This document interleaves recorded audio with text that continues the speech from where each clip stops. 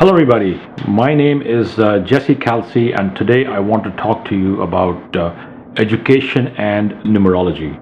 I believe that there is a direct link between our education and our numerology. Over the years I've met many people, like I said earlier, and I remember one time this Afro-American lady who was a school teacher here in Northern California. She had come to consult with me. So during the course of the reading, I happened to ask her about her job, and she said that she taught in a school here in Northern California. And then I asked her about the name of the school and the address of the school. So after she gave me that information, I could tell her very quickly that that place was a very violent place, and children there were having a very difficult time.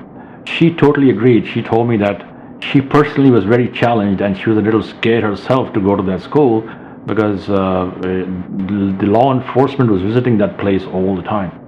So my point to give you this example is to tell you that sometimes the institutions which are kind of have difficult, heavy numerologies, and the children who go to gain education in these institutions kind of threatened and scared, and just wonder why is it so hard to get the right grades.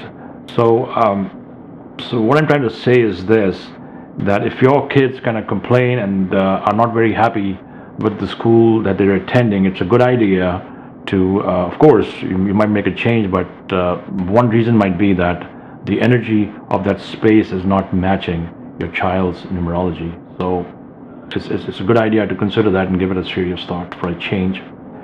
The second one is this one young man. I would like to talk about him. You know, he had come to consult with me many years ago, and the family owned a transportation business here up in Northern California, and he was under a lot of pressure to become a doctor. I mean, the family wanted this gentleman to become a doctor, so he had the right numerology, the right education, and so after we spoke, I felt that the numbers were right for him to pursue that medical profession.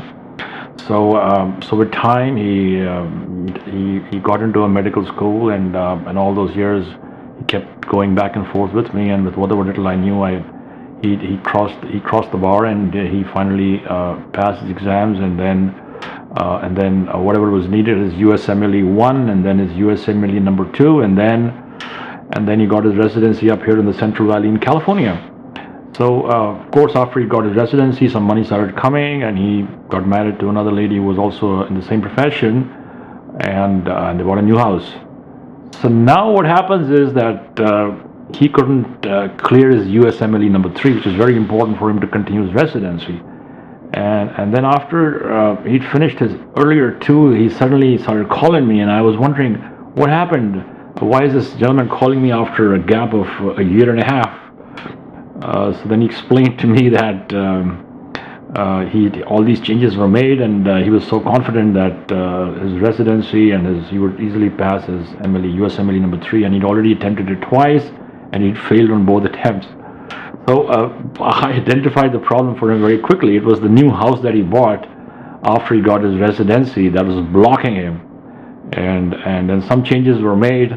But we'll soon find out, because he has to appear for that exam up in March, and that's really crucial for him to continue his residency and all the time and effort that he's spent to become a doctor. So the point here is that changes, education and numerology, and changes with your residence or the place where you work definitely impact the course of your life.